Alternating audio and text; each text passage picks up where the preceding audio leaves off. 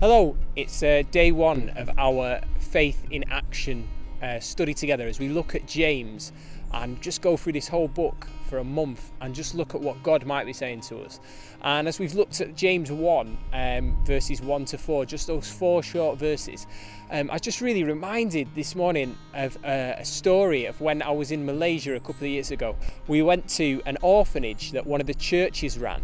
And as we went to this orphanage, I just really felt broken as these kids just wanted to cook for us. And they cooked a meal for us. And then they brought this meal out and they served us.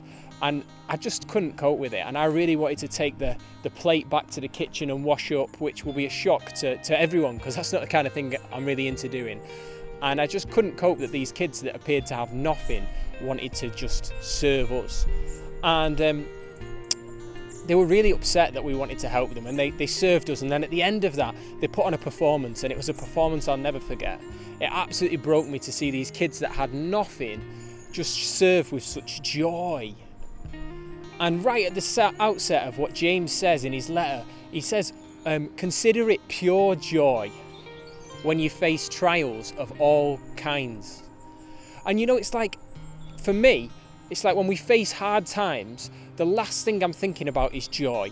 Maybe I'm taking to Facebook, maybe I want to tell all my friends and moan. And yet James says, when you face trials, not if, but when you do, consider it pure joy. And it's got me to think about, what is joy? What does pure joy look like? And those kids in Malaysia, it's just been going through my head. They appear to have had so little, and yet they've got this incredible joy. And for me, I think one of the reasons that James says, consider it pure joy, is found later on where he says, because you know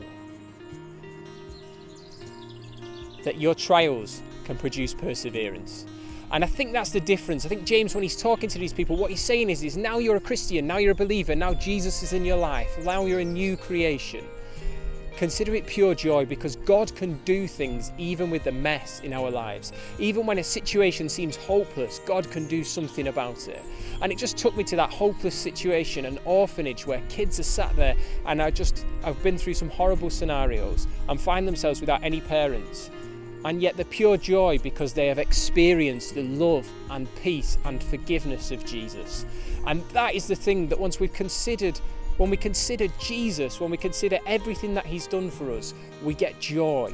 No matter what we face in life, no matter how hard a situation is, when we find Jesus, when we realise what he's done for us, when we realise we're able to have a relationship with God, when we realise that he's even able to use the mess that we find ourselves in for our good, we can consider things pure joy. And I don't know about you, but I just find that really challenging. So whatever you face today, whatever situation you come across, whether it be the most horrible thing, or just something that does your head in a little bit, why don't we just take a minute to know that God can use these trials